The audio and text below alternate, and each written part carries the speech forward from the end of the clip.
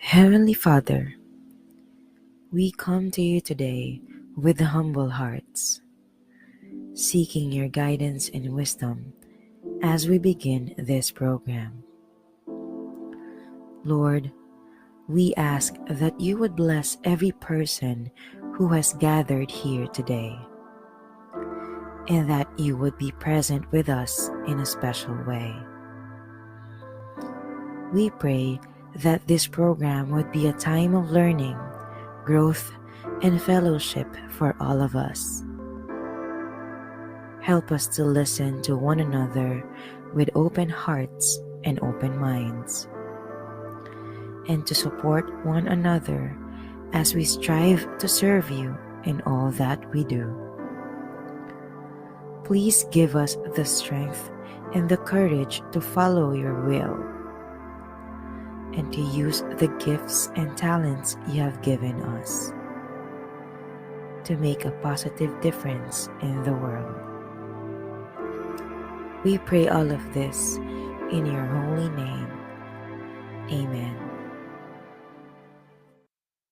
Hello and good evening po sa ating lahat. Welcome to Human Resource 106 webinar on HR Employee Relations and Talent Retention brought to you by Scale Up Training and Development. So maraming salamat po sa lahat for joining us tonight, and of course I wini-welcome ko po yung mga participants natin, no? 34 participants na andito sa Zoom, and pati na rin yung mga nasa Facebook live stream. So tonight in this session, we will focus on employee relations and talent retention. So tonight we are going to understand how positive workplace relationships and also engagement strategies and pati na rin ang retention practices, paano siya nakakatulong in building a productive and stable na organization. So, before we begin, please be reminded of the following. First, please keep your microphones muted to minimize background noise. Second, use the chat box responsibly for your questions and comments. Third, let's respect our speaker and fellow participants at all times. Fourth, stay focused and engaged throughout the session. And lastly, if kaya naman po, please keep your cameras on to make our session more interactive. So, this webinar is actually pang-anim na namin siya na session in our human resource series, of course, under Scale Up Training and Development. And in the last session, Human Resource 105, webinar on Human Resource Workplace Compliance, napag-usapan natin doon ang kung paano or how to avoid violations, and kung paano ma-strengthen ang inyong legal and ethical practices sa inyong workplace. So, so that is it, no? And today, we move from compliance and ngayon to building strong relationships and keeping good people in your company or in your organization. So, our mentor for tonight is an HR management expert and an HR strategy specialist. So, he is a recruitment director at Virtual Staffing Solutions, and he is also a certified paralegal professional and a certified human resource professional, and was um, the Special Projects Director at the ICT Council of Davao City. So let us all welcome Mentor Michael Pinto. So Mentor, you now have the virtual floor. Hi guys, good morning. Let me turn on my camera. So good evening everyone, and to everyone who's online. We will be starting our discussion. Again, just a reminder, if you guys have questions, just type it on our chat box. Also, if you can, raise your hand. I will be giving you the floor if you have any other questions. So, as Rain mentioned earlier, we have a discussion for tonight, and it's centered around human relations, human resources, employee relations, and retention. So if you again have questions, just let us know. Okay, can you guys see my screen? Rain, can you guys confirm? Yes po, mentor. Visible po. And also, Okay, you are audible. thank you. So tonight we will be learning about what HR employee relations and retention is. So what are the strategies that we would need to, of course, foster engagement and retaining skilled talents. Just to do a little temp check, um, how many are students here? How many are professionals? How many are in the HR field? Siguro let's start with students. Who are students here on this webinar? Do you have students? Okay, we have fresh graduate. Thank you, Jethro. For others, are we students? Are we workers? Are we in the HR field? Okay. So mostly our students, Angelica is in the HR field. Kathleen is also in the HR field.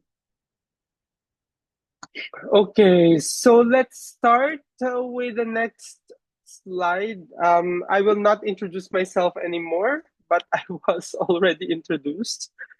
So Regina is also, so most are from the HR field as well.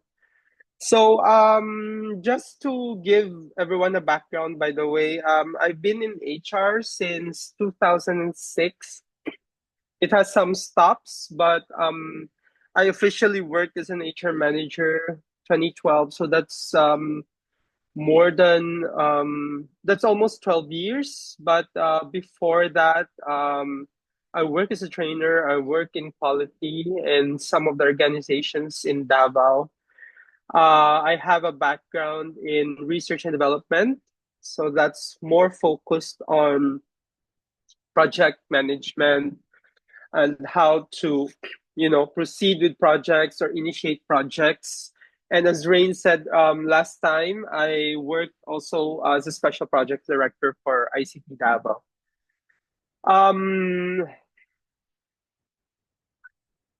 so in an organization, as Maya Angelou said, that people may forget what you said, but they will never forget how you made them feel. So in the HR field, since some of us are in the HR field, this is very evident, if I can say that, because people would actually forget. A lot of people will forget, like, the policies that we put in place, what's on the employee handbook, but how you made them feel would really stay. How you made them feel in situations that they are that they are in. What did you do when they have their problems? What did you say? What did you made them feel when you intervene? You know, when you talk to them, when they're doing their exit interviews, because we all understand how difficult it is to hire people, right? Much more to retain them and make them stay in the company. So let's proceed to the foundations. This is actually a mix of, the structure of employee relations and retention, but also what are the steps that we can do as HR professionals, or even as, for the students, for example, on this call, what are the things that you need to understand? Why is it important to be doing that? Um, in a company or in an industry setting, what are the things that you should probably be expecting or are like at least the normal practices in order for employees to be retained and stay in the organization. So the first one that we have is the introduction to the Philippine workforce context or HR. In the Philippines, human resource management address a unique blend of collectivist culture, legal frameworks, and digital transformation shaping workforce dynamics. Again, guys, sa mga HR, di ba, we are in a field that's not just checking at individual people. It's more of merging the culture, what are the behavior of the people in the company, how would they react to certain policies. So it's really a mix or a blend of culture, especially that the Philippines is also very multicultural. You need to blend culture, including religion, right? Because most of the people have different practices as well, into a collection that would blend and match with the legal framework of the country. Employee relations focus also emphasizes fairness, open communication, and respect of the labor rights under the Philippine Labor Code. So to foster trust, because sometimes, di ba, if you are experienced in HR, most of the employees would really treat the HR as, someone that they should be scared of because HR would always impose policies, would always impose, go back to the labor code. So sometimes they would see us in HR as the police, right? I think most of our HR practitioners here would understand that they would treat HR as the policing body of the company. But they don't also understand that HR is also, managing the employees' expectations. So we in HR, we're more like a bridge that would connect the employees' welfare to and blend it, make sure that it connects with the company's own policies. So we take care of them to make sure that they won't violate any rules of the company. And we also give a feedback to the company. What are the concerns of our employees? So hindi lang siya, it's not a one-way street normally. It's really making sure that that relationship, that bridge is strong, na hindi siya mag-collapse sa one side lang. Talent retention strategies also, retention focus on competitive pay, professional growth, flexibility, and values-driven culture to meet millennial and Gen Z expectations. Right now, ano pala yung mga age group natin dito? Can you guys type like what are your age group? I'm 44, so I belong to that really 1980s, 90s. Okay, Sir X is 54. I'm 44. So some are really young. Especially the students, of course, they're young. But in our field, we can see, I don't know if Sir X will confirm this or even Fides, that HR has been evolving really differently. Diba? It evolves. Nag-i-evolve siya even in specific time periods. Like sa nung 90s, HR is different, the approach on employee relations is different, retention strategy is different. Pero when it comes to the millennials, the Gen Zs, it also changed. Kasi millennials right now, especially mga batang to, they view employment differently. Diba? Before, most of the boomers, they call it boomers, if I can remember it correctly, they would stay with one company forever. Like people from the 80s, they would retire out of the company after working with the company for like 30, 40 years. Pero now, there is a challenge in talent retention because millennials or Gen Zs would actually, what's this? Change from one company to the other. So sometimes if they don't like, Glenda loves to draw on our slide. So so sometimes if they don't like the benefits, they transfer. They don't like the culture, they transfer. They don't like the policies in place, they transfer. So what are the retention strategies that especially HR practitioners could put to make sure that retention is successful? 'Di ba? Hindi lang siya sweldo. Kasi if we constantly increase the sweldo, that would also be not really sustainable, 'di ba? May limit ang budget ng mga companies. So, what would make people stay outside the salary or the compensation? So it could be culture, it could be connections and relationships with their fellow or their teammates, but it could also be something non-monetary, like work-life balance, probably the way how they work, what are the total rewards that the company can give to the employee para to retain them. So yon. And workforce mobility impact. So growing local and overseas opportunities increase Filipino worker mobility, highlighting the need for strong retention strategies, especially right now that there's a lot of opportunities that are outside the four walls of an organization. Diba? We have VAs, we have online workers, we have digital nomads, we have SMEs that they start their own businesses. So these are things that actually also strengthen or also challenged the retention strategies of your contemporary organization, your usual organizations, diba?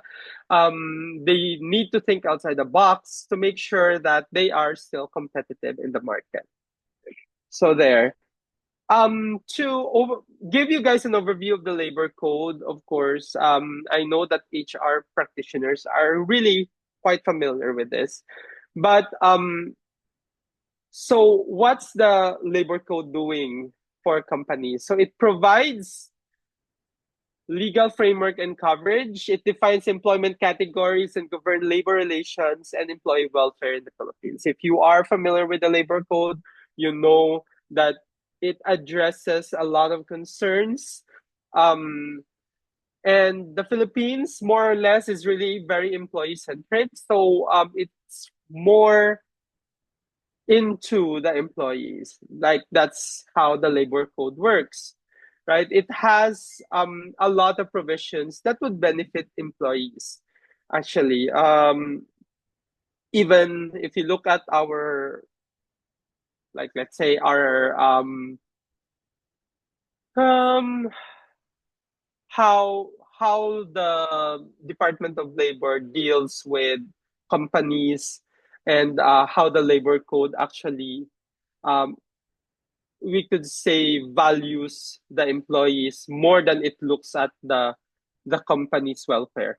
But you need to understand that the labor code, these are set of laws, these are set of policies that would really protect the workers.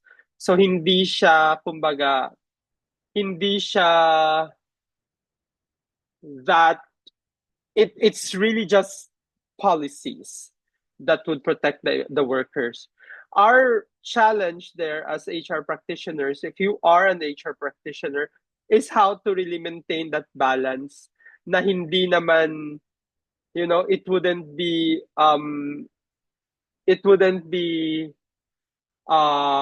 difficult for the company to maintain its operations, and it's also not gonna be um, detrimental to the welfare of your employees. So, dapat mabalance lang siya.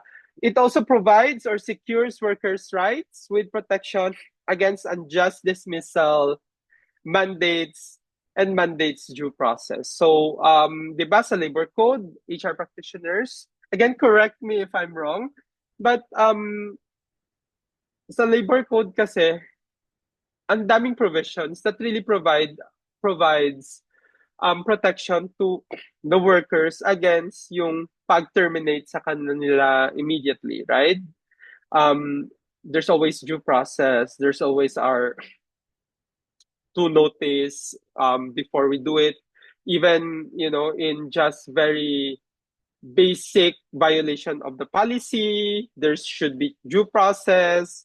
Meron tayong mga hearing internally sa HR. That's why nakakapagod din siya when you look at it because you get to be an investigator, you get to be the mediator between the company and the employee, and you need to be also the implementer of the policy. So you implement or you give the decision based on the employee handbook or the policy as long as it doesn't supersede the labor code. Kasi 'di ba labor code pa din yung babalikan natin at the end of the day. It also regulates working hours, overtime pay, rest days, night shift differentials, and holiday pay entitlements. I think we have discussed this in the past, and the calculations are also there. And also mandates benefits like 13th month pay, service leaves, and minimum wages to promote stable employment, of course, diba? We can always see that there's a mandate on like giving of the service incentive leaves, making sure that the 13th month pay is given, and also making sure that the minimum wage is being observed in the region that you're in. So looking back at that, we need to also revisit. Again, this is revisiting what we have discussed in the past. So what are the employee rights and statutory benefits? So employee security and fair wages. So employees should have the security of tenure and the right to fair wages safeguarded by Philippine labor laws. Diba? Pag you have the security of tenure the moment that you are regularized. Hindi ka lang basta-bastang mapapaalis sa trabaho. But, of course, if you are probationary employee na hindi ka pa na regular, then the company has the right to terminate your employment anytime, but with just cause. Kaya hindi man pwede na unless it is cost-saving measures, di ba? May mga employees na hindi sila nare-regular because of their performance. May mga employees that are not regularized because, let's say, may cost-cutting measures sa company or hindi talaga nag-fit sa culture si employee. So as long as you are not protected by that security of tenure, you can be dismissed as an employee. Pero the moment that you're regularized, there are a lot of layers of protection that the labor code provides the employee, di ba? Hindi siya basta-basta lang paaalisin. There are a lot of sanctions also in place pag na-discover na may mga illegal dismissals. So that's the employee's right to be protected sa tenure niya if they are already working. So statutory contributions, I hope that everyone is being paid by their employers. Nagre-remit si employer ng SSS, PhilHealth Pag-ibig na contribution to provide social security and healthcare access to the employees, and also mandatory benefits. What are the mandatory benefits? Syempre, 13th month pay and your 5-day service incentive leave after 1 year of employment. These 5-day service incentive leaves are actually convertible to cash. So, ano ang instances na walang service incentive leave or SIL ang company? If the company provides something better sa inyo, 'di ba? Minsan wala man kaming service incentive leave. Pero you have 10 SLs, you have 10 VLs, and 5 of those SLs are convertible to cash. So that can actually replace the service incentive leave kasi si company provided something better or something more than just the basic SIL. So yan. So pag ang company nyo, pag nag-check kayo ng benefits, bakit walang SIL sa leave namin? As long as the company is providing something better or more than the standard SIL, and like let's say, meron kayong 10 na VL, all your VLs are convertible to cash. So that would substitute the SIL. So okay lang yan, guys. As long na mas maganda yung provide ni company, or the benefits that the company gave for your leaves are way better than the SIL, so it can actually replace the SIL. And working hours and leaves, of course, working hours are capped at 8 hours per day with rest days. Overtime pay and holiday compensation rules are enforced. So, ang 8 hours per day, ito syempre sa atin 9 siya kasi may lunch tayo na hindi paid. So it's 8 working hours that are paid plus your lunch, which is 1 hour. That's why 9 yan siya. So hindi man tayo nag-work ng 8 to 4, di ba? Kasi we still have 1 hour na lunch break. So questions muna before we proceed to this. To the next slide. Do we have questions?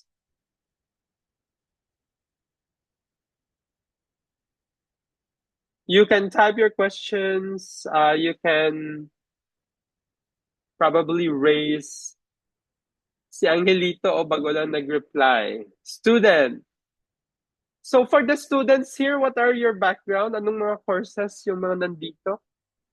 Do we have human resource management or BSBA, psychology?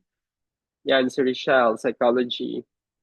I'm a psych graduate. I graduated from the University of Iloilo. So that's my background.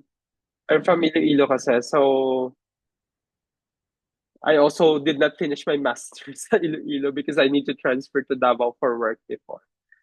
So, okay, marketing, Seafarer, Sister X, Krim, si John, change career talaga. So, you need to really equip yourself with the skills. Kasi syempre, ang framework ng courses natin usually dictates. Buti nga ngayon, there's really a focused course sa human resource management. Diba? Before kami sa psychology, psychology is great naman, but the focus on human resource management is really it's a few, or it's a specialization talaga. Like, you study industrial psychology, which has human resource management naman ng mga discussions.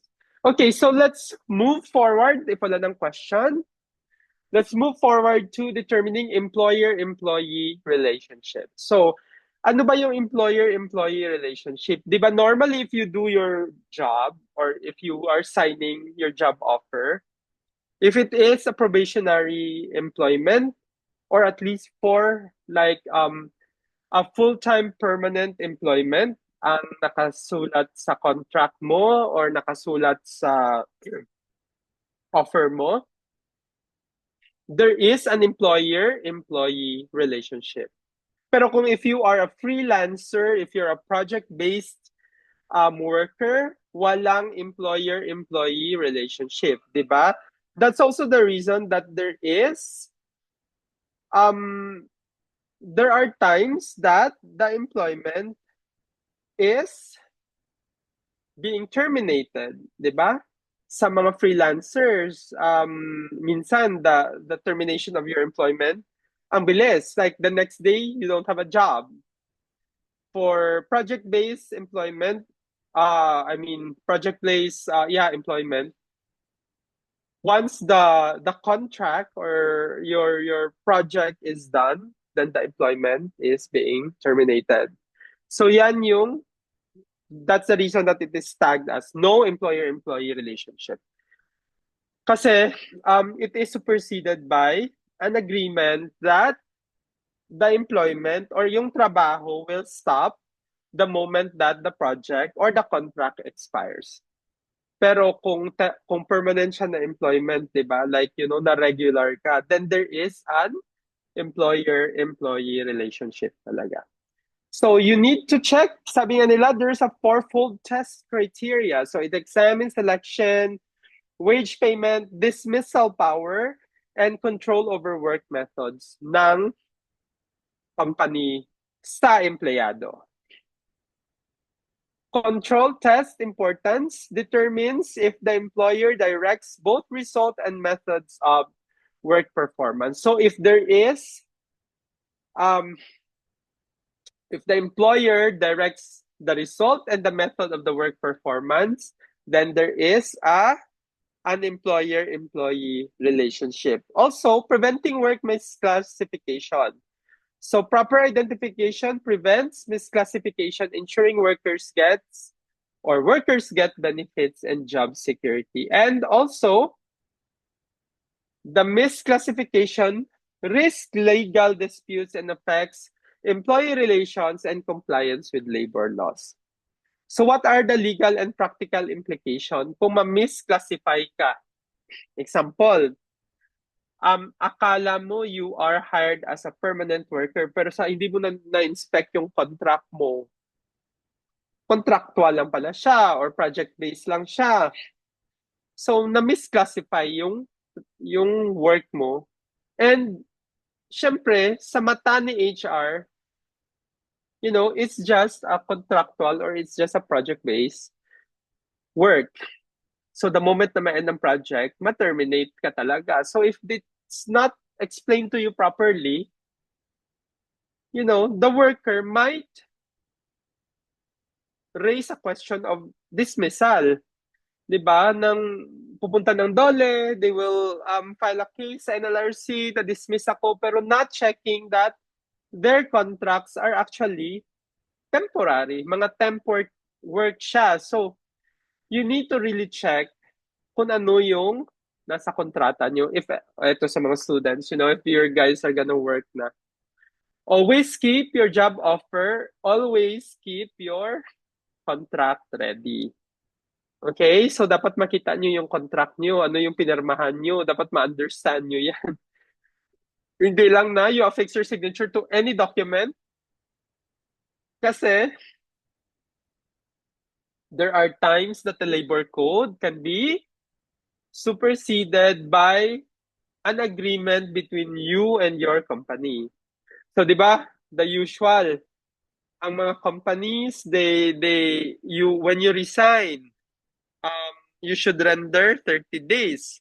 But there are also, especially for the leadership role, there are also some of it nag-require ng 60 days. Why 60 days?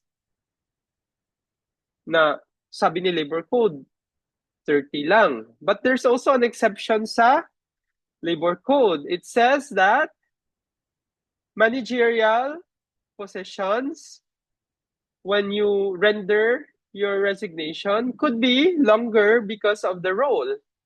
So if you're a manager, senior manager, a director, and you were asked by the company to render 60 days, and you signed the contract, then the Labor Code would side with the company. Kasi sa Labor Code, as we said, merong nakalagay doon na if you're a manager or you manage people, you can be asked to render longer na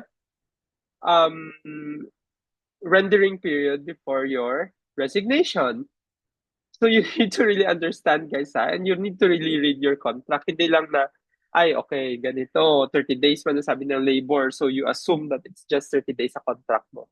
No, you need to really check it and you need to really read all the provisions stipulated on that document because it's legally binding.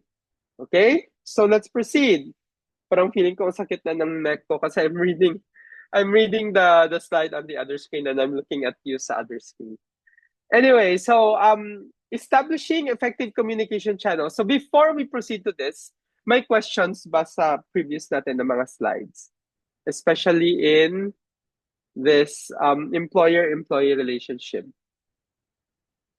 I did not memorize the labor code, so I might not be able to give like definite answers talaga. But as far as I know, I'm quite familiar with it naman. And way back in our certification for the paralegal training, we also studied the labor code sa UP Law Center, part of, browsing over a lot of laws naman.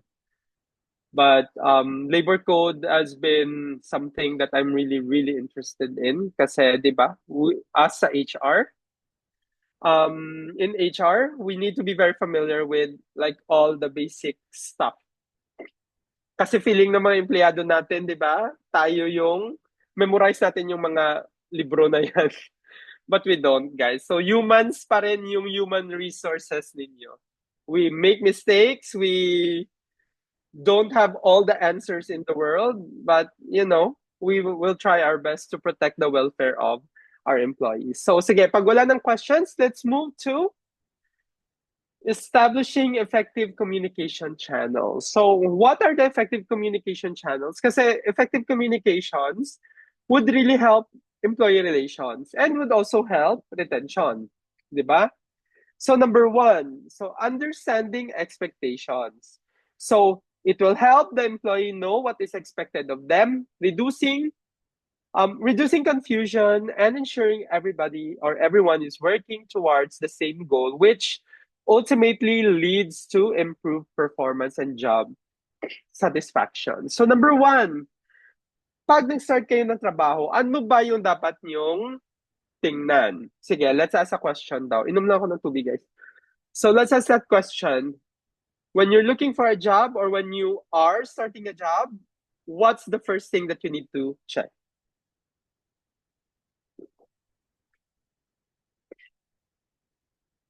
Sige, type your answers daw. I'll give you guys time. What's the first thing that you need to check? Ang iba chine-check, uy, maganda ba yung office? Diba? Uy, malapit ba sa amin ang office? Ilang sakay ba ito? Na-hire ka na. Okay, so na-hire ka ng company. You were informed by your recruitment team. Congratulations, Jethro, you passed the screening process. What do you need to check ba? Wala talaga, mga na-mute na ang mga tao.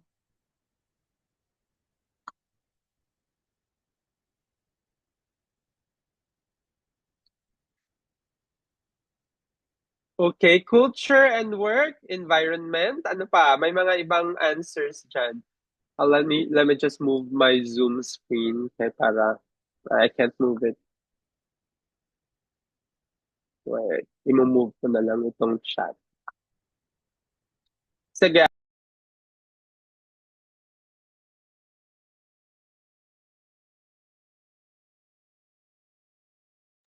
Okay, somebody said culture and environment. Somebody said si Audrey, if marami pong levels ng interview, the interviews are always a lot, di ba? Madami talaga yan.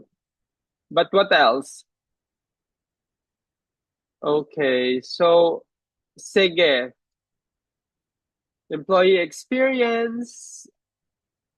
So what do you need to check? Okay, so again, for me, again, and I will tell you my advice is, you need to check, tama si Alexander, you need to check the JD. What's the job description? What are the measurement for you to pass? Ano ba yung dapat mong ginagawa? 'Di ba? Kasi if you don't understand the job, how would you know that you will be regularized. Okay, you need to check if you have ticked all the requirements.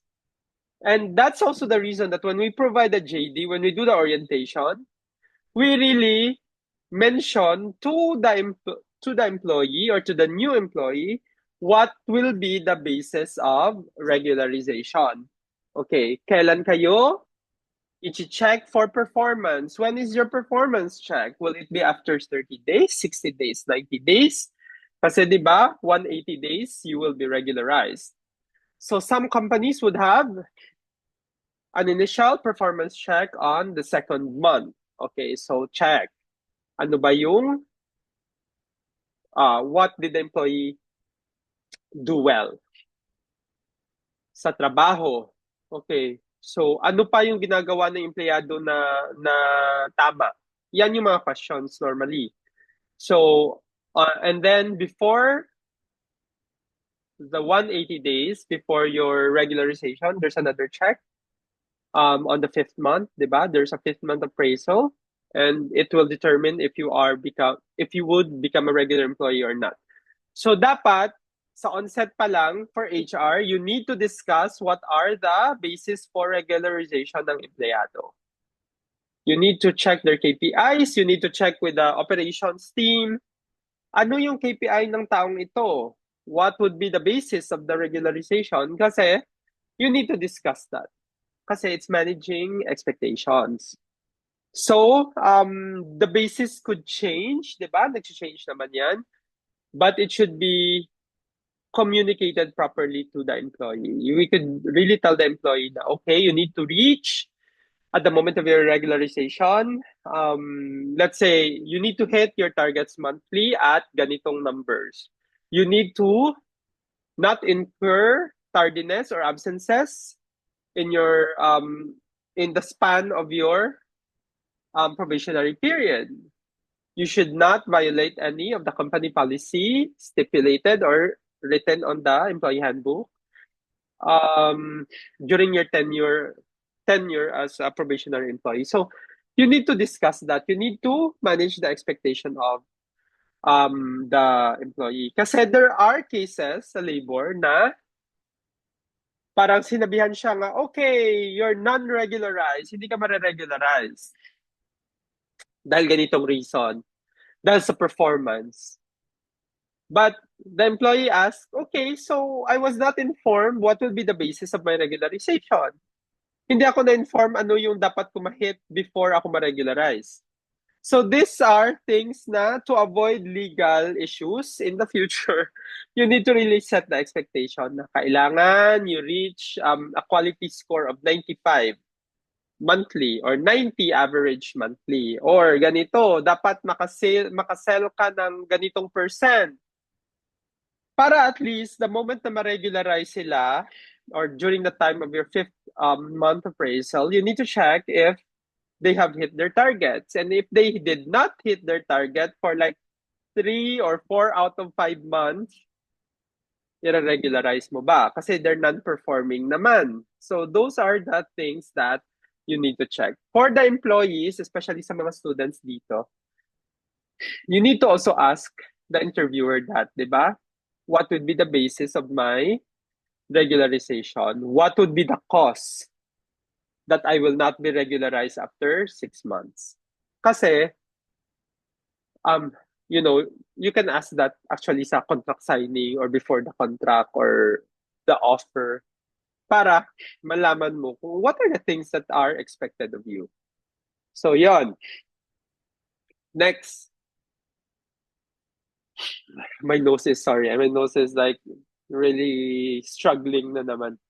Open communication builds trust between employees and management, fostering a positive work culture where employees or where people feel comfortable sharing ideas, giving feedback, and working collaboratively towards success. So, the reason why communication is very important, it actually creates or builds trust. So when there is good communication or the communication channel is open, it creates that positive work culture. 'Di ba? May mga times na yung mga boss very strict, hindi pwede kausapin kasi ganito. So it creates that divide between the management and the employees as well. So resolving issues, effective communication helps to resolve conflicts and address problems before they escalate, creating supportive environment where issues can be tackled constructively, leading to stronger relationships among coworkers and increased morale.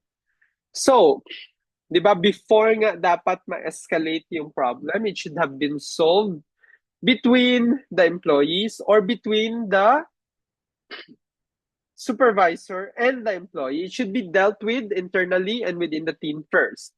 Before siya lumaki na hanggang pumunta na siya ng HR, hanggang pumunta na siya ng DOLE. That's the reason why, or that's the reason na communication is very important because it would ease out issues. Pag may mga challenges, it should be discussed. Hindi na siya dapat pinapaabot na, you write the issue sa post-its and you post it sa bulletin board. Hindi yan yung proper way of resolving the issue. It should be, the HR should actually get that earring parties, yung dalawa na yan, put them in a room, mediate, and let them talk and resolve the issue. So yun, that's also the challenge sa mga HR. Kasi di ba, when I started with HR before, makapal na talaga yung mukha ko because I was a trainer. So I train people, I speak in front of people. So I'm really, I'm not really that shy when it comes to those. Pero if you are an HR, I don't know if our HR practitioners will agree with me. Pero dapat kung HR ka, ano sabi ni Lady Gaga, poker face ka daw. Kasi 'di ba? You shouldn't really show na pumapanig ka sa isang party. Dapat you need to hear them out, you need to be the mediator. You need to be in the middle to listen to the concern and give your feedback based on the company policy. Hindi pwede na may bias ka sa HR, di ba? So poker face daw ang mga HR. Dapat they should be, malakas ang tiyan. Kasi you shouldn't be really emotional when it comes to handling issues, di ba? Dapat poker face ka, Catherine. So, kailangan hindi ka mag-show na, na mas pinakikinggan mo yung isa. Kasi, the merits of the case should be heard. Sorry guys, I need to cough. Sorry. Hindi ko makita yung mute button kasi tabunan ng chat natin. But, so you need to decide or to judge the case based on the merit and the evidences, di ba? Hindi pwede na, ay, kasi sabi-sabi na ganito. They need to present the evidence. And you need to judge the merit of the case based on the evidence presented and based on the policy governing the case. So yan yung dapat ninyong tingnan. Always go back to your handbook. Always go back to the policy. Nag-violate ba ng policy? What's the reason? Kasi there might be exemption, di ba? Bakit nag-absent si employee? Bakit no call, no show? Bakit hindi nag-inform si employee na mag-absent pala siya for 5 days tapos nagpadala ka na ng return to work? Then bumalik si employee, sabi ni employee, pumunta po kami saan to? Pumunta po kami sa liblib na lugar kasi my parents died. My wife died. So is that a valid reason na mag-absent? Pero 'di ba, tayo sa HR, we will really ask questions.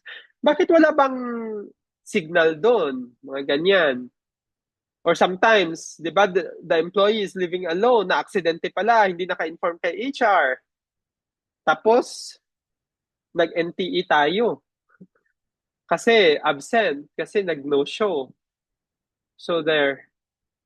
I think my internet just glitched a bit. Can you guys still hear me? I don't know if that's the internet, I think. Okay, good. So let's move. to the next slide. Promoting engagement. Ito din yung one of the trabaho of HR that's very, very kapoy. Diba? HR people, raise your hands. Engagement is very, very tiring, especially not just the engagement ng mga events sa office, ha, but engaging the employees to make them feel heard and they are feeling comfortable sa trabaho. Kasi if the employee is comfortable, they are productive and creative. So how would you maintain this level of engagement? So, and also, how would you innovate? Kasi, di ba, sometimes if the engagement activities or how you engage the employees stays the same for like ilang years na pull-an sila. Okay, they would get tired of the engagement practice that the company is doing. So, what would you do? Ano yung dapat nating gawin in order for us to maintain that level of engagement? Excuse me.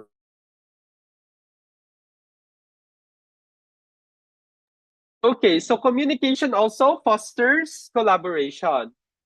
So among employees and teams, it actually facilitates the exchange of ideas, knowledge, and skills, which enhances problem-solving abilities and drives continuous improvement within the organization. So the reason why open communication is really required, it's because it fosters collaboration. Gumagawa siya ng avenue for the collaboration to happen effectively. So yan. Kasi kung walang collaboration sa mga employees nyo, it creates that silo effect. When we say silo, yung mga tao, kontento na sila kung saan sila sa mga kingdom nila, di ba? You can see this sometimes may mga manager na feeling nila they own their department. Sila na.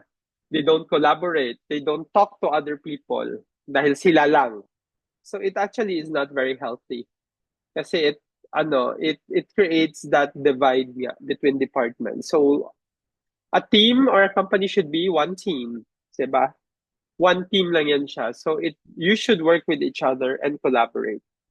Okay, let's move to the next one or the next slide. What are the possible communication channels? So there should be regular team meetings. Kayo, nagpapa-meeting kayo with your employees. Kami sa team ko, I have a meeting with my recruiters once a week.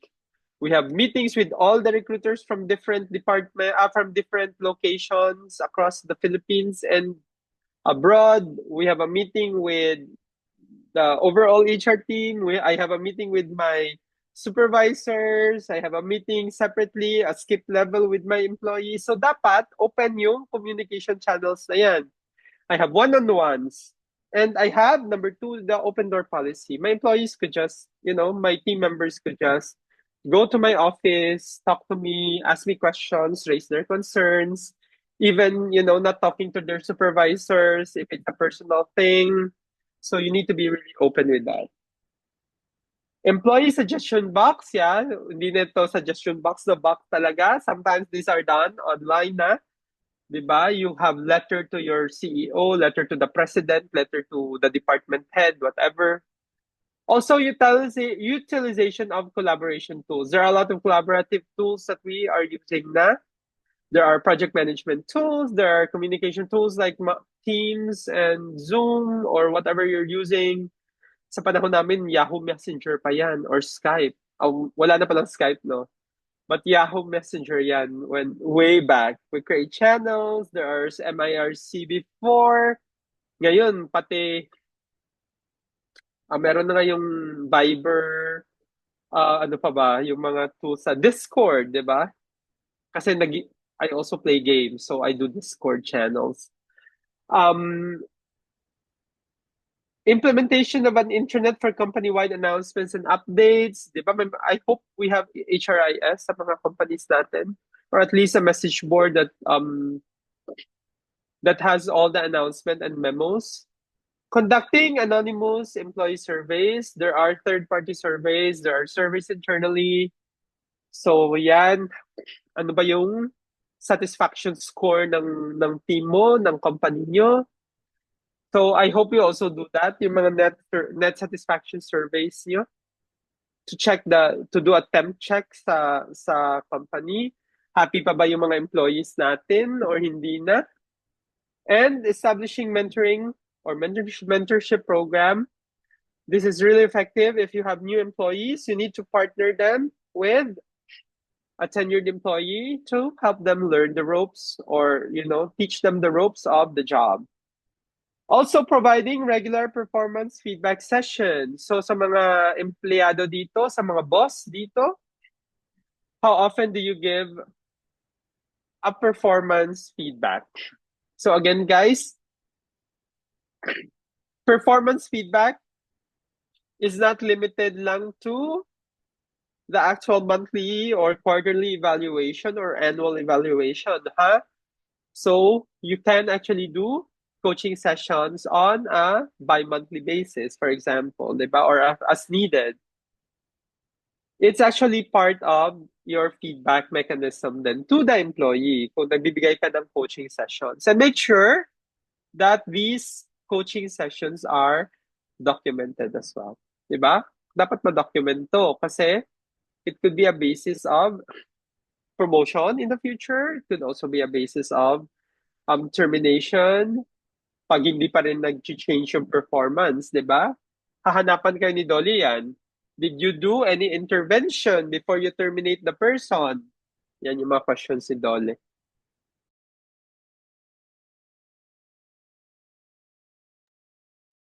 My rhinitis is rhinitising. Pumupula na yung ilong ko. Anyway, let's proceed to encouraging cross-departmental communication and collaboration. Ito yung sinasabi ko kanina na if you don't have communication sa ibang mga departments, it creates a silo. So silos are not really good because feeling ni department head, Josh siya sa department. So there should be a cross-department collaboration. And hosting town halls, meetings, or forums for open discussion. So ito naman, kailangan meron ito. Sa amin, we do town halls quarterly. Kasi syempre, we are a multi-country organization.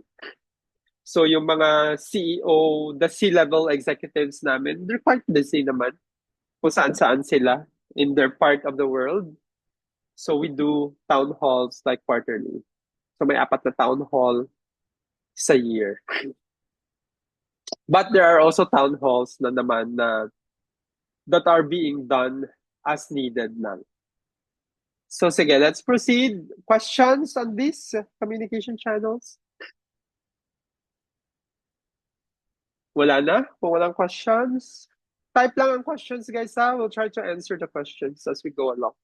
Kahit hindi pa yan connected sa slide na dinidiscuss natin, as long as it's connected to the topic, just raise it. So what are our conflict resolution management? Ito, medyo tricky, si conflict resolution. Kasi,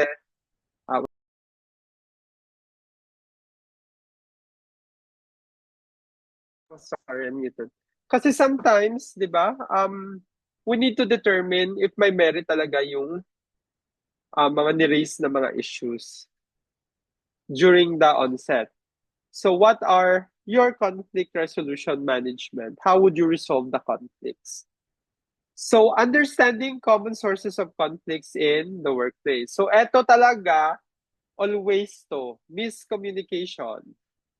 So difference in understanding and interpretation of information can lead to misunderstanding and conflicts. When a team member misinterprets an email and feels slighted by a colleague's tone, di ba?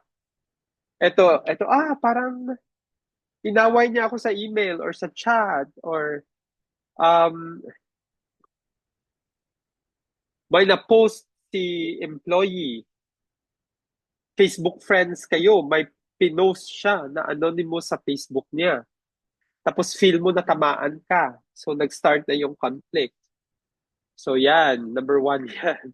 Or marites, di ba? Mga marites sa office. Conflict yan.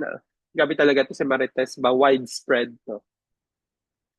So number two, competing goals. When individuals or departments have conflicting objectives or priorities, it can result to tension and disagreement. So yan, for example, si sales, ito talaga, when I was an agent sa call center sa Cebu, this happened.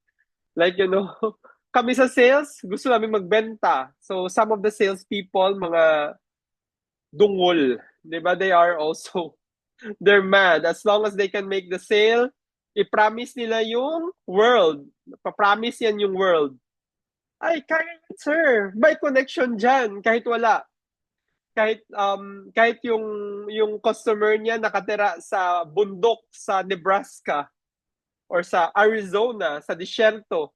Sasabihan niya yung customer, "Sir, there is internet connection in your place. I can see it in the system." Para lang makabenta. And then after 1 month, tatawag si customer.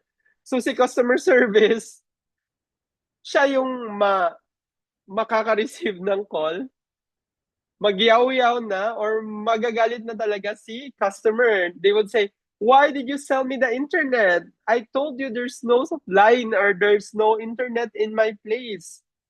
Your salesperson told me that there is, pero wala. So there's none installed." Diba? So yan yung competition. Si sales gusto niya ma-hit yung target. Gusto niya makasell. So, valid naman yung point niya. But, is it ethical ba? Ethical yung ginawa niya na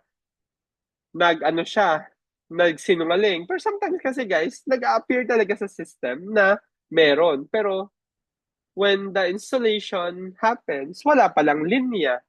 Pero nasa lugar na siya. Pero sa specific na address, wala na. Di ba? If you can see sa Globe, mag-apply kayo ng Globe. Nakita nyo yan, dapat ilagay nyo yung specific address nyo. Who experienced that? Like, paglagay mo ng address mo, magsasabi siya na, "Oh, merong ganitong speed dito. Merong DSL, merong fiber dito." And then, ang ending, sabi ni installation, "Ay, sir, sorry, wala dyan." Wait, let me change. Nalobat na yung nalobat na yung earbuds ko. So there. Personality clashes, di ba? That's also one of the things. Yung iba, gusto nila, pabayaan lang sila. So they don't want people to talk to them. May work style naman na different, may personality na different. Magka-clash talaga. Magiging source talaga ng conflict if it is not managed properly. So si team lead, sa ganyang mga situation, pag iba-iba yung personality, dapat si team lead should always make sure that respect is present or given sa isang team. Pag ayaw ng tao na kausapin siya, if introvert yan, then wag mong kulitin. You only approach them if you have something to say or very important things to say. Pwede naman nga kausapin mo siya na out of nowhere, pero wag kang ma-hurt if hindi yan mag-a-answer ng mabuti. So yan. Role ambiguity. This is also the reason why we need to check the job description, as Alexander said or mentioned earlier. Kasi dapat clear ang expectation ng trabaho. Hindi pwede na mag-overlap siya. Kasi sometimes, di ba, feeling ng isang empleyado, mas madami akong trabaho compared sa kanya, mas malaki pa yung sweldo niya. So it should be clear ang mga expectations. Sometimes, di ba, I know that this is very common. There are employees that are assuming a different role. Parang train lang daw or ganito, pero hindi pala officially na nag-supervisor, pero sinabihan ni manager, "You can be that temporary soup." Tapos si employee naman, feeling niya, soup na siya, bisor na, nag-aano na siya agad, nagpa-power trip. So, it should be clear yung expectations. Resource allocation, ayan, yung budget and time. Ito, I experienced this way back sa mga companies ko before na parang mas malaki ang budget ni ganito compared sa ganito. Mas malaki ang budget ni marketing kaysa sa recruitment. Siyempre naman. But mas malaki ang budget ni recruitment sa ganito, sa operations, compared sa ganito. So, there are issues like that. And it's gonna be, or will possibly be, a source of conflict in the future. Ano pa ba? Active listening. Okay? Hindi na ito. Oh, yeah. Iba na ito. Questions muna on this. Sa conflict. Do you have any questions? Sa sources of conflicts? Pag wala, ano yung magagawa natin to address those? So, active listening, number one, is very important on a more basic level. Encourage all parties involved to actively listen to each other's perspective without interrupting, allowing everyone to feel heard and understood before attempting to find a resolution. So, dapat may active listening.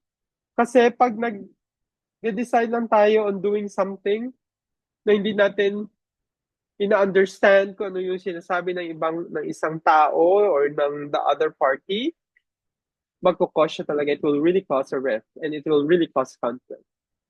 Number two, mediation. So, utilize a neutral third party such as trained mediator or HR. Again, HR ito. Representative to facilitate discussion and find common goals between conflicting parties, promoting a fair and impartial resolution.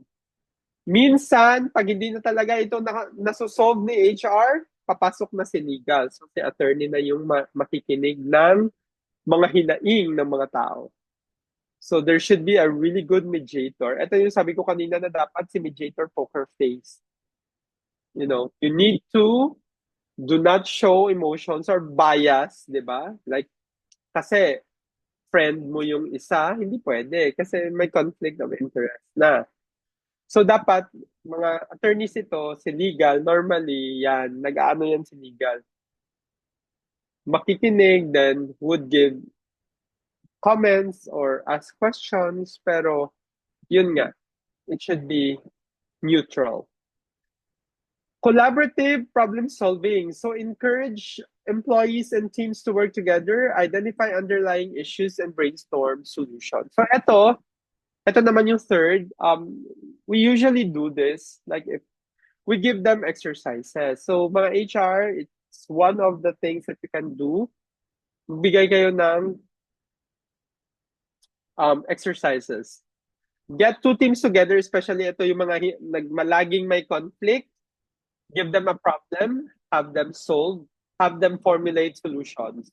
So, from planning to execution of the projects, bigyan nyo yan sa kanila. It's a very good exercise for them to work as a team. Clear communication, of course, emphasizes the importance of clear, respectful communication throughout the conflict resolution. So, dapat, as HR, hindi tayo sarcastic. Minsan, di ba, may mga HR na very sarcastic magtanong. Ay, hindi mo pala nabasa yung handbook. Mga ganyan. Or, meron namang iba na, ay, siguro ang liit-liit na talaga ng font ng memo natin na hindi mo talaga siya napansin sa bulletin board. Yan, sarcasm. May mga HR na ganyan. Diba? I don't know if ganyan kayo mga HR practitioners dito. Mga ganyang pabalang na mga answer sa mga empleyado na nagsasabing, ay, hindi mo pala alam na holiday? Saan ka ba nakatira? Mga ganyan. Are you living under the rock na you don't know that it's a holiday? That it's not a holiday? Yung EDSA ba yun? Yung people, yeah, EDSA noong 25th, right? Hindi mo pala alam na working day yun? Kasi nagreklamo ka na walang 30%? Mga ganun, guys. So, avoid that, ha? Mga HR dito. Dapat i-control nyo yung intonation and your tone of voice. Hindi kayo pwedeng mag-sound na very arrogant or sarcastic or defensive. That's why, pati bosses dapat poker face. Very controlled tone of voice. Kasi di ba, your inflection when you talk, ito, language training ito. Kasi I'm a language trainer before. So, inflection is very, very important, di ba? The way you raise the tone or you put a pressure, not a pressure, you put, what's that? You emphasize a specific word sa sentence, di ba? It creates a different meaning. So for example, isang classic example to na is like, I love you. Diba? Sometimes, diba? Kita kaya, I love you, I love you, I love you. So, may mga, sa tatlong words na yan, if you stress a word, it creates a different meaning. So, like example, sa I love you, you stress I love you. So, it creates na, okay, ako love kita. It could be, I love you. It also creates a different meaning. Or, I love you. It creates a different meaning. So, mga ganyan. May training ako before na parang, I did not steal like the item. I did not steal the item.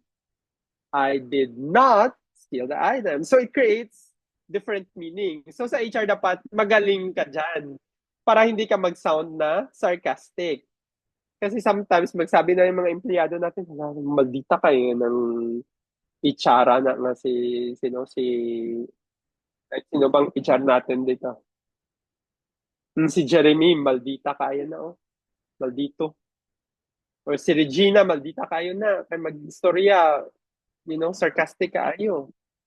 So you need to really practice that excellent way. I mean, that's the thing that we say, diba? If you're an HR practitioner, you should be a really, really good communicator and a very, very good listener. So yan lang yung mga tips ko sa inyo talaga. Conflict resolution training. So meron ba tayong mga conflict resolution trainings na pinagdadaanan mga HR?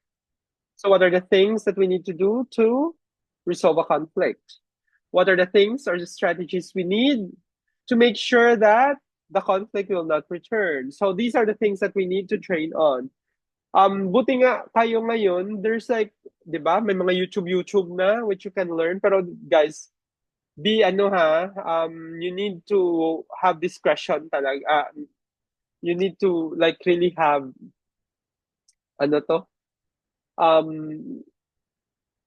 what's the word again? Discernment. You need to discern yung mga pinapanood nyo sa YouTube. Kasi there are times naman na hindi naman siya tama, pero magaling lang yung nag-create. So you believe that it's correct, pero hindi naman pala. The strategies are not really working. So what you can do, you learn online, practice the strategies, learn the strategies, and then pag hindi siya nag-work, then you improve it. Ikaw na mismo yung mag-add ng mga styles na yan. Kasi ikaw naman yung nakakaalam ng mga empleyado mo, di ba? So try to improve your strategies on how you do things. Sige, eto na. Next, employee engagement and satisfaction. So exploring methods to enhance employee engagement and satisfaction. Recognition and appreciation programs. So we implement regular recognition and appreciation programs to acknowledge employees' hard work, achievements, and contributions. This can include praise from managers, awards, bonuses, and other incentives that show employees are valued and appreciated. But again, guys, hindi lang ito. Ako, my technique dito with employee recognition, I actually go to my employees and talk to them. I was still the head of HR. So lumalabas ako, kinakausap ko sila. I even ask them, how are they doing today? What are the things that, anong may mga problema ba sila sa work? Kasi a pat on the back is also recognizing good job, di ba? You just tell them, oh, wow ha, good job today, or great job. Pero syempre, iba pa din kung meron talaga silang mga certificate, mga plaque of appreciation, things some people really are that na gusto nila makita talaga ang appreciation. Or some people naman, gusto niya may bonus lang. But again, guys, bonuses kasi sometimes are not really sustainable kasi it has limits. Diba? May limit kasi ang budget din. So, don't always expect na may bonus if you've done a good job. Unless it's stipulated on your contract na may bonus ka talaga pag na-hit mo yung targets mo. That's a different story. Okay? Opportunities for growth and development. So, provide employees with opportunities for learning, growth, and advancement within the organization. So, pwede ito, training, mentorship, career development plans. Yan. Mas mabuti kasi that employees know ano yung next level or next step for them. And you can also tell them or coach them, okay, in order for you to become a really good manager, these are the things that you need to learn. So, expose them or tell them what are the trainings available for them, ano yung mga bagay na dapat nilang i-develop, those things. So you need to be, especially kung manager ka or supervisor ka, you need to be very transparent to them. You talk to them about career development, career advancement, and what are the trainings, ano yung requirement doon before they can hit that. Kaya hindi man pwede nawala sila mga training, hindi man pwede nawala sila certification. So you need to inform them about those things. Okay, next.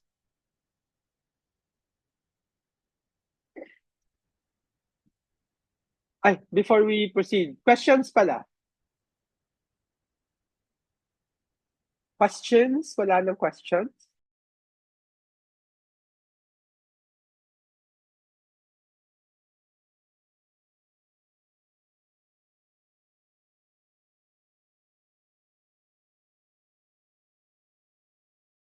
Okay, if wala nang questions, let's proceed. Pero I really would appreciate kung may mga questions kasi sometimes, 'di ba, if we prepare our slides, we cannot cover everything man. So may mga ideas, may mga learnings tayo. We have learnings that are not on the slide. But if you ask questions, 'di ba, sometimes ma-remember ko, ay okay, ito pala. So I could actually give some answers na wala dito sa slide. So it's better talaga. I would encourage everyone to ask questions talaga. I will tell you pag hindi ko alam yung answer, no? We can park it, but as much as possible, ask questions, guys, para we can, have a more interactive discussion.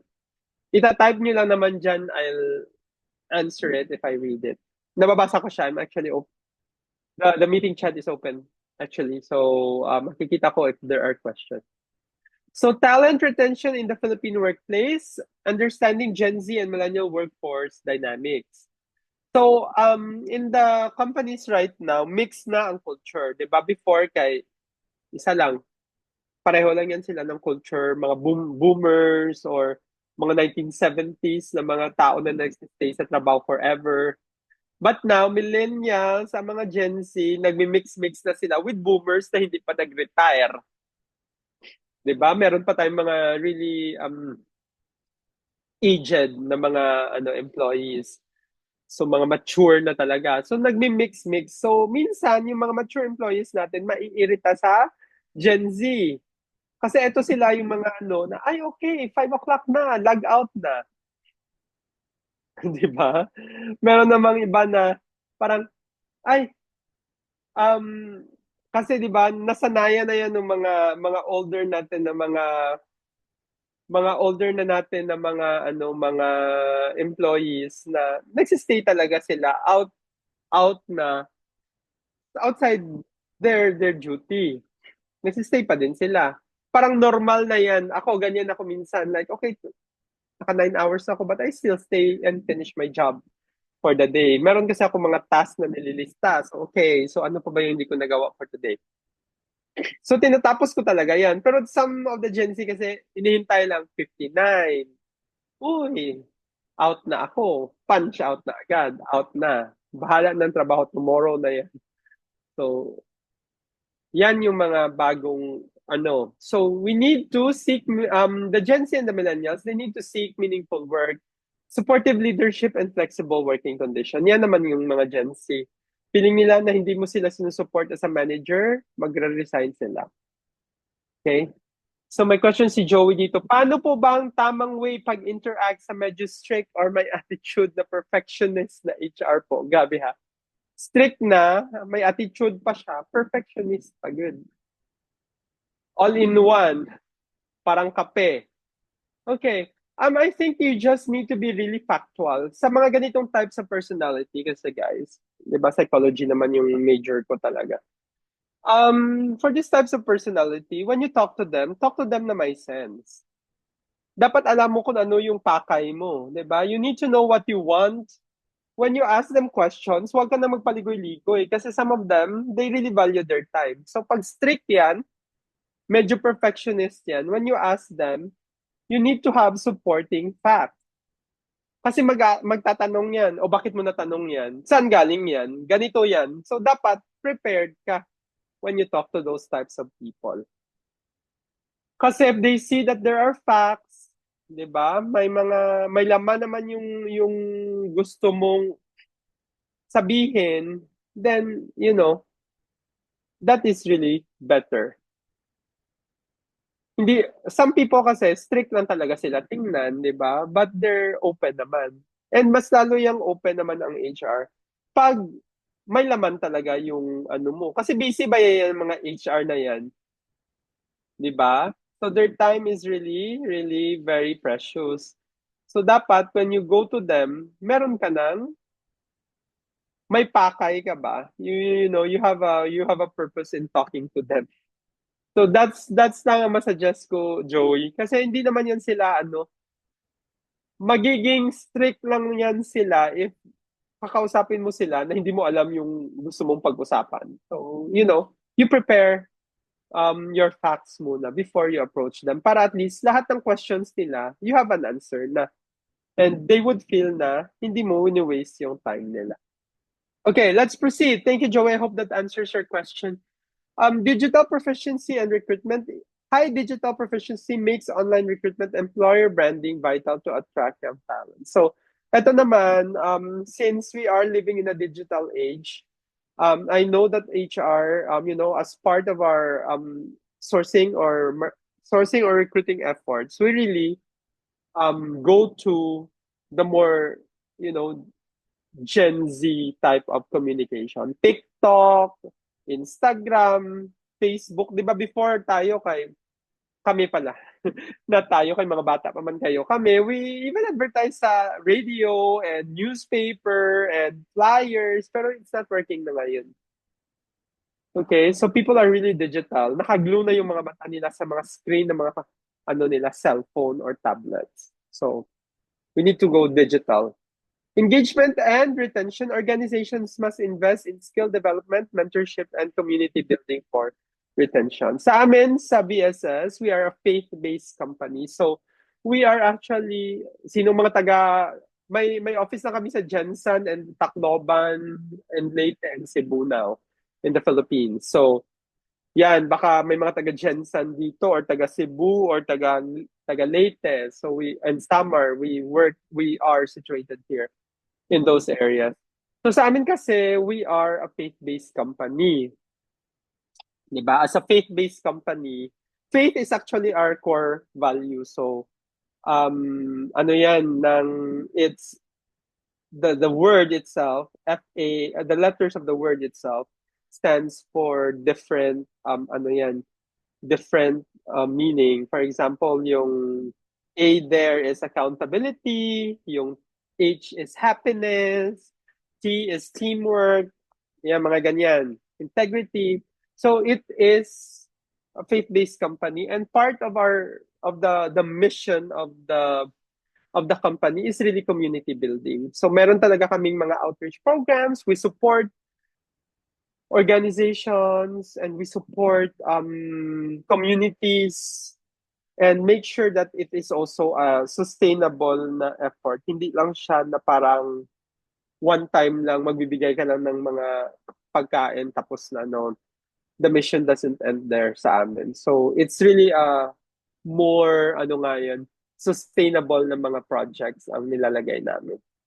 So yan, dapat ang organization nyo mag-i-invest dyan sa skill development, may mga trainings ba, may mga coaching ba, yan. The Gen Z and the millennials will be looking for those. Okay, so understanding talent retention. Again, pag may questions, type lang ha. I'll try to answer the questions.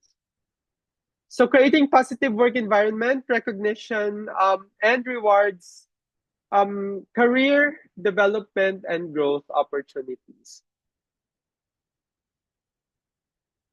So promote work-life balance. Ito, we implement flexible work schedules or remote work options to allow employees like Sarah, may Sarah dito, to better balance their professional and personal lives. So yan, encourage employees' well-being. So may mga wellness program ba yung mga companies natin? So in my company before, yung company ko na based in Europe, yan, meron kami yung mga mental health resources. May mga online yoga, especially nung pandemic, di ba? Ang daming mga online events. May online, what's that nga? Yung parang Zumba, yan, mga ganyan. And also foster company culture. So organize team building activities, social events, and volunteer opportunities. As I've said, in my company now, meron kami talagang volunteer work that we encourage our employees to participate. It's part of the mission of the company. So there. Recognition and rewards. Motivation and morale boost. Recognition and rewards acknowledge employees' hard work and achievements, boosting their morale and motivation to continue to perform on a higher level. Also, increase employee engagement. So, kung nagbibigay kayo ng rewards and recognition once a year yung R&R nyo, make sure that it happens often. And also, talent retention and loyalty. Kasi if you reward your employee and they feel valued, magsistayan sila. If the team is communicating well, di ba, magsistayan sila. Normally kasi, employees stay because of their teammates. Normally, kahit minsan hindi pa masyadong malaki yung pasahod, basta maganda yung culture, magsistayan sila. Okay? Just type your questions sa align with organizational goals. Ensure that your recognition programs and reward system are aligned with the values and the mission of the company. So recognition dapat i-reinforce ang behavior. So for example, you can give recognition to someone who's really a team player, mga ganon, to reinforce teamwork as a value or as a core value of the company. Be timely and specific. Provide timely recognition for achievements and behavior that deserve acknowledgement. So hindi naman pwede na, yun nga yung sabi ko, kung mga annual recognition, what if magaling siya noong January, dapat ba December pa siya i-award? That's the reason na quarterly ang mga recognitions are just fair naman. Para timely din yung mga recognition. Make it personalized. So tailor recognition to individual preferences. Double kong preferences. Get to know your employees and understand what motivates them. Some may prefer public recognition. May mga tao naman na ayaw lang nila na ma-spotlight. I have a friend in Davao. He's a really good team manager. Tapos, ayaw niya talaga na ma-spotlight yung team niya. So siya, ang trick niya dyan is, ipapasa niya lahat. Mag-green yan siya, pero hindi niya i-over para hindi siya yung top team. So gusto niya, pasa siya lahat. Performer sila. Pero hindi niya gusto yung nagtatap talaga. Kasi ang reasoning niya his rationale behind it is he doesn't want to really pressure his team na maging top performer. So okay na daw sila sa number 2, number 3, basta pasa lang sila. Include peer-to-peer recognition. So dapat daw yung other employees of the same level can actually recognize their peers. So hindi lang na dapat manggagaling sa taas. Some people, they have voting, di ba? You nominate. Sa amin, we have that nomination. So, ikaw dapat yung mag-recognize ng peer mo. You nominate the person on the same level as you. Like, example, ikaw, empleyado ka, hindi ka supervisor. Or kung supervisor ka, you nominate your fellow supervisor. Hindi lang na dapat i-nominate yung mas mataas or mas mababa sa'yo. It could be, at the same level. Offer a variety of rewards. So, hindi ako maka-breathe pala na mabuti kaya parang feeling ko hinihingal ako. Provide a variety of rewards to cater to different preferences and motivation. So this could include monetary, like bonuses. It could also be time offs. Meron akong na-encounter na company na yung mga rewards niya are travel or pabakasyon niya yung family ng employee. So that could be also a very good reward. Time off from work, di ba? Could be a very good reward. Measure and evaluate effectiveness. So again, your recognition and rewards should be monitored. Effective ba siya? Nag-improve ba talaga yung performance? Yung mga ganon. So, if you did not measure it kasi, it's just gonna be another rewards and recognition. Pero, it could also be an avenue for you to measure the impact of the recognition to the performance of the individual. So, dapat ganyan. So, dapat i-measure nyo kung successful ba ang rewards and recognition program nyo. If it actually creates a value. So, there. Career development plays a critical role in retaining top talents by fostering growth opportunities, increasing job satisfaction and engagement, reducing turnover rates, and building stronger talent pipelines. So, there. Dapat may promotion naman internally. Sabi nga nila, di ba, how many promotions daw are, I forgot lang the usual market standard, pero if I'm not mistaken, it should be 8 to 12% of the employees on a yearly basis should be growing. Dapat mag-grow yan. So if you have like 100 employees, dapat at least may 8 na mapopromote dyan at the end of the year. Not a definite science, again. Ang promotion naman kasi, hindi naman yan pinipilit na dapat 8% talaga or 12%, 10% talaga. Meron bang worth na ipopromote? May qualified ba na ipopromote? Meron bang available na slots for promotion? So those are the questions that you need to understand as well. Pero if it's just yung promotion niya is like, just vertical, like naging senior lang siya sa role, then you can. Sa previous company ko kasi, we have junior developers, we have intermediate developers, we have senior developers, we have subject matter experts. So, napopromote sila kahit doon lang sa verticals nila. So, they can be promoted to a more senior role if they are already qualified. So, pwede naman yan. Hindi naman okay na, okay lang naman na hindi sila ipopromote as supervisors kasi, di ba, or managers. Kasi not all the time naman may available na position for a manager or a supervisor. But you can always promote them. You can always grow them sa role nila. So, magiging senior siya. Senior accounting specialist. Senior HR specialist. So, okay na yun. Organizations that prioritize career development initiatives demonstrate their commitment to employees' professional growth and success. So training and development programs, internal promotion and investment, job rotation and cross-training. This is very important. Again, for your BCP, for your business continuity plan, job rotation and cross-training or cross-skilling is very important. Kasi, di ba, if we have ang mga ngayon ng companies, if they have critical employees, pag nag-threaten na mag-resign si critical employee, pataasan ng sweldo, magbigay ng ganito. But that's not sustainable. Kasi, if the employee is is not really ethical yung mga practice niya, after 3 or 6 months, magte-threaten naman yan na mag-resign. So, masusustain ba ni company ang pagbibigay ng increase and other benefits? So, those are the questions that you need to answer as HR. Mentorship and coaching, of course. Stretch assignments and special projects. So, dapat magbigay kayo niya ng mga special projects in order for that to get their attention and also to improve their skills.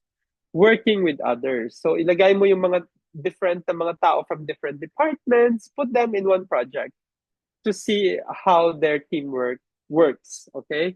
And also feedback and performance review. So it's better to have a monthly session, kahit coaching lang yan na feedback, and then a quarterly appraisal or bi-yearly, biannual appraisal, like every 6 months by appraisal. It's up to you, whatever will work. Pero in bigger and larger organizations, di ba, mahirap na to sustain a monthly monthly appraisal, na-appraisal talaga. It could be a coaching session kasi or a feedback. That is also fine kasi you can discuss naman the areas for improvement, what went well, ano yung dapat i-improve, ano yung dapat i-continue, yung mga ganun. Compliance and HR, governance. So dito naman, legal compliance, we discussed this last time. If you have attended the HR compliance natin na discussion. So hindi ko na to i-drill down. But of course, the Philippine labor requires employees to retain payroll, timekeeping, and employment records for compliance and legal processes. Nag-i-inspect si labor ng mga companies. If you're also applying for certifications like ISO, yan, mag-check din yan sila. Record retention periods, according to the labor code, how long are the records how long can the records be retained? Again, it also will work together with the Data Privacy Act of 2012.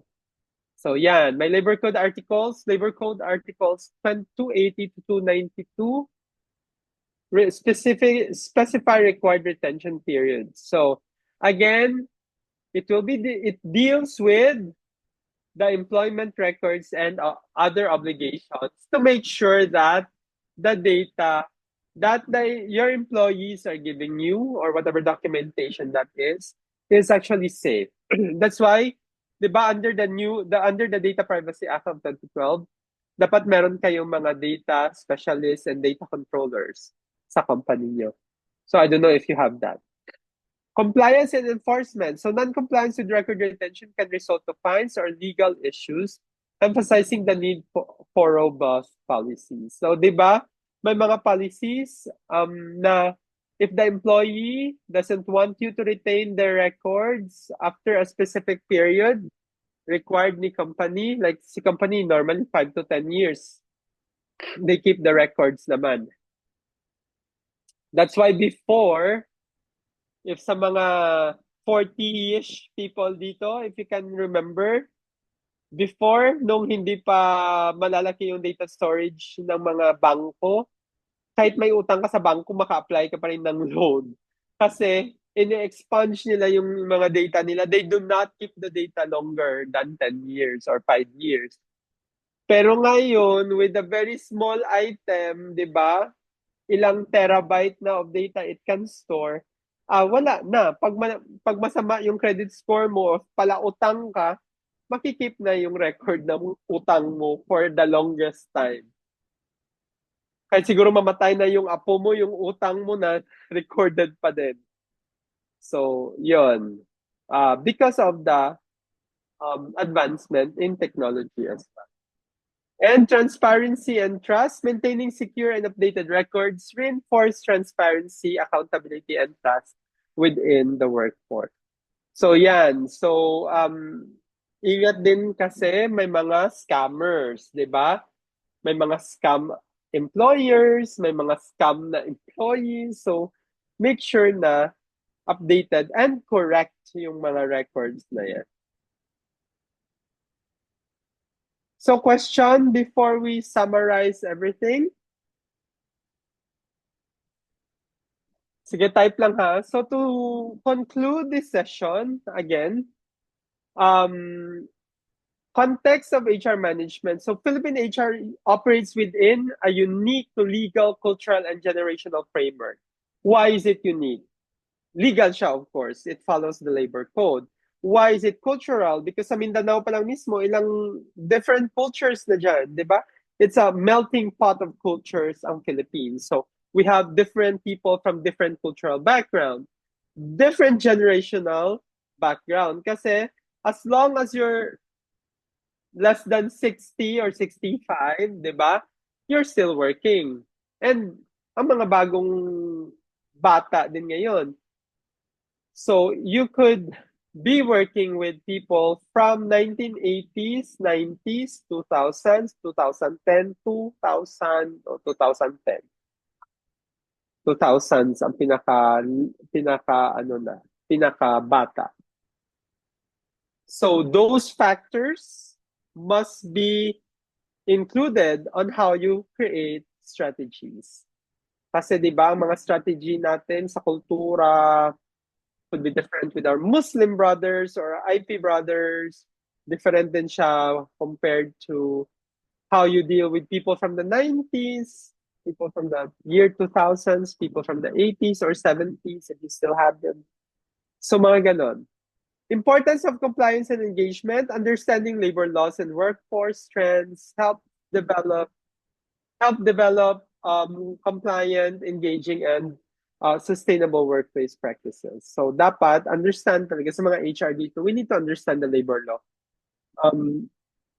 Though kahit sabihin na natin only ang court ang naga-interpret ng law, but we need to understand kung ano yung context niya din. And also, what are the trends? Ano ba yung trends ngayon? Diba, ang ibang mga companies may pa-TikTok. Yung mga advertisement nila, TikTok. I've seen a company from Davao na yung style ng marketing niyan, how they brand it, how they created the ad. It's very Gen Z. Kaya TikTok siya. So they do mga dance trends for their ad sa company nila. So that's a really cool way of putting technology to work. Fostering strong employee relations, proactive retention, and employee relations program enable thriving workplaces for employees and organizations. So, dapat ang retention, hindi lang siya nangyayari kung may mag-resign, di ba? What do we mean when we say proactive retention? Dapat you need to treat everyone as parang hindi na gagawin mo lang siya pag may nagre-resign. You need to be in that mind space na ano yung gagawin mo as HR para hindi sila mag-resign? What should the company do or the organization should do to make sure that they are retained? So dyan tayo dapat, it should be reversed. We need to be proactive and hindi lang reactive. Kasi some companies are reactive pa, may nag-resign dahil sa ganitong issue, i-address nila yung issue. Then may magre-resign na naman because of a different issue, i-address na naman nila yung issue. So you need to be proactive. Dapat you need to check your policies. Ano ba dito yung not working na? And that's also the reason for age. You need to really update your employee handbook at least once every 2 years.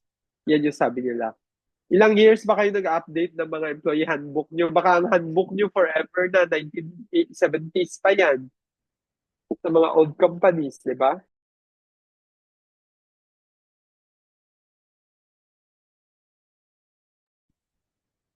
Also, you need to encourage open discussion and questions, especially during, kahit hindi yan town hall, kahit hindi yan meeting, you need to make sure that there are open discussions and questions. Kasi ito nga yung sinasabi ko, di ba? Questions kasi and discussions, they stimulate ang talk, 'di ba? Nagsi-stimulate siya ng engagement, ng discussion. So dapat may questions palagi para mapag-uusapan. Pag wala kasi mga questions, it's just one of two things. It's either they don't understand or they don't care. So yun lang yan. Okay. So any questions pa before we end the session? We have 15 minutes. It could be reminders or any other na mga questions. Questions? Wala na? Just type it. You know Richard Branson, di ba? Siya ata yung owner ng Virgin Company. So sa UK, there's like a lot of companies called Virgin. There's Virgin Airlines, Virgin Records, where Spice Girls launched their careers. I don't know kung familiar ka sa Spice Girls. Syempre, that's 90s. But he's the guy. He's a billionaire, Richard Branson. He is going around the world on a balloon, hot air balloon, and he's I think, if I'm not mistaken, if I'm not mistaken, kasi may tito, i-check ko na lang. May tito kasi work for that person. Si ano yan, ano ni? Si Richard Branson. He actually is, shut up. Si Richard Branson niya. So what he's saying is train people well enough so they can leave, but treat them well enough so they don't want to. So we train people, 'di ba? Sometimes ang iba natatakot tayo dahil tinitrain natin yung mga mga tao natin na mabuti, tinitrain natin sila, pero natatakot tayo na mag-aalis sila. Pero just make sure na parang we treat them well enough na hindi sila mag-resign, hindi sila aalis. So yun lang. Questions before we end this or before I turn this over to Scale Up again to Rain?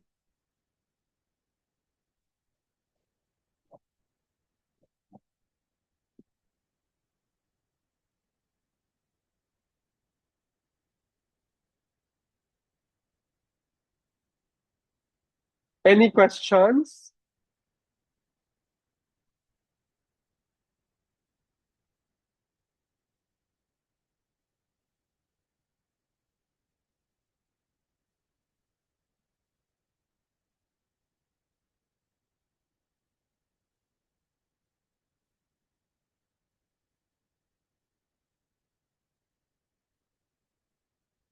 Questions, guys? Wala na? So if there are no more questions, I'll just endorse this back to Rain. Kasi that's the end now of my presentation. Thank you, everyone. Rain? Ayan, thank you so much po, mentor, for the discussion tonight. So, now we will proceed with our open forum. So if ever you have any questions, kindly type them in the chat box and Mentor Michael will be happy to answer as many as possible. But I think wala nang questions, ano? If ever meron, pwede po poong humabol. Any questions or any clarifications? Or baka may gusto kayong i-share, pwede naman po. So, ayan, while waiting po kami sa mga inputs or mga questions, please don't forget to fill out our attendance sheet. So, you may scan the QR code shown on screen and also the attendance link will be sent po sa chat box. Alright, last call for any questions. If ever wala po, if klaro na po lahat, kindly, ano na lang po, heart react na lang po or send a heart emoji sa chat box para po may confirmation na okay na po lahat. Yan, may 2 na nag-react. How about the others? Ayan. I think, ayan, wala na po silang mga questions because madaming nag-heart react. And we would also like everyone to, or we would also like to invite everyone to join our upcoming webinars for the month of March. So, actually, last day na ngayon ng February, March na bukas. Ang bilis lang.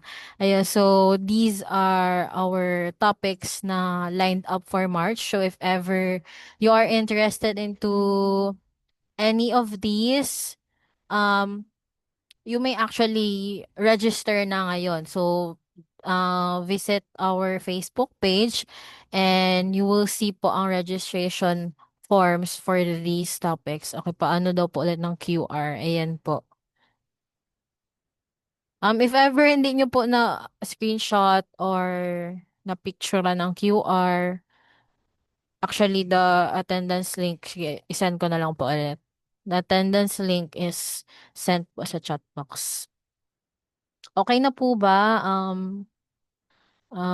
Ma'am Maria Regina? Okay, you're welcome. So, again, if gusto niyo pong mag-join sa aming mga lined up na webinars for March, you may actually start registering now. So, um, please visit our Facebook page for the registration form. So, for any more updates, announcements, and future learning opportunities, please don't forget to follow us on our social media pages.